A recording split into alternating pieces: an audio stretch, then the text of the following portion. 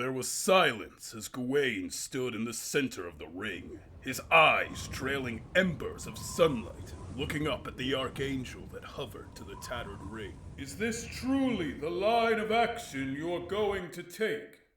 You are doing battle with an angel of the law. The sun is still shining, is it not? And I have a fair chance of beating you. Very well then, Knight of the Round Table.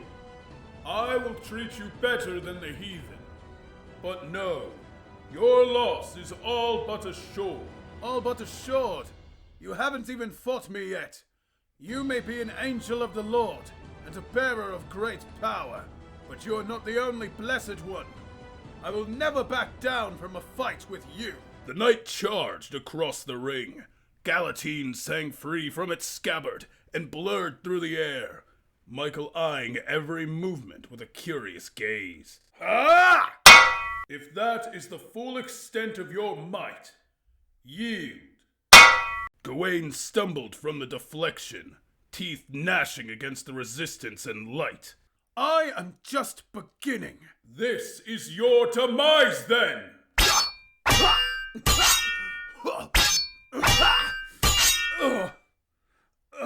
The Knight of the Round Table was carved into by countless attacks. His armor splintered and tore as he gasped and clawed for air. Then, he met the ground face first. Trickles of crimson came from the gaps in his skin, while breath escaped swiftly from his lungs. I could not even see you move there. That is the difference between us. I refrained from killing you to give you one last chance of surrender. Undaunted, Gawain picked himself up. His muscles told him to stop, but he ready to keep fighting, leveling Galatine at his foe again. Perhaps you should revoke that no surrender clause of yours. Yes, I'm sure he would like that. But I said that I would never back down. Instantly, Michael loomed over him, a long shadow casting about the knight as the angel stared him down. Very well then. You leave me no other option. Another brutal string of attacks ripped out, the fair knight being cut into and thrown aside again and again. Then he was struck down into the ring. It was there Gawain found it within himself to stand again, his arms raising and readying to continue. No!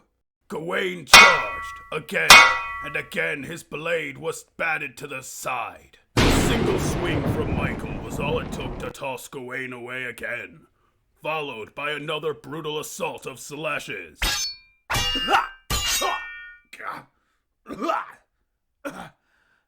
Somehow, Arthur's nephew reached his feet again, bloodied and gnashing his teeth.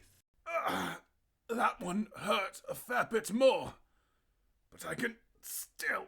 I believe now you have lost. Be still. Gawain's aching body stiffened, as if set in plaster, words alone binding him. Ah, my body, it isn't moving. That is correct. If you do not forfeit now, my next flurry of blows will take your head. The Knight of the Round Table began to move, and his legs lifted. Sunlight burned from the corners of his eyes, and Galatine, despite his shaking arms, raised again. Then do it. I said I will continue to fight. Immobilizing me shall not work. You can move against even my divine word. A man, not a heathen, who can stand against my word. I told you, I was blessed. As the sun climbs, so too does my power. Though pale in comparison to your radiance, I too can trot against the impossible. Gawain charged, the cratered ground splitting with his footsteps, trails of blood running from his numerous wounds as great Galatine shimmered with energy. Michael's heels left the ground and he was pushed aside, the angel unable to halt this movement with his wings. Galatine met the burning sword Michael carried, flinging him away with even greater force. Gawain came soaring forth, his battered body struggling to keep up with his own will. If that truly is the case, I cannot allow this to go on. Impressed as I am, this is your end! Michael blitzed forth, a blasting of heated wind following, a spiraling slash followed, thrusting Gawain into the air before a column of light ripped down from the heavens. The knight, laying upon the ground, finally gave his ghost.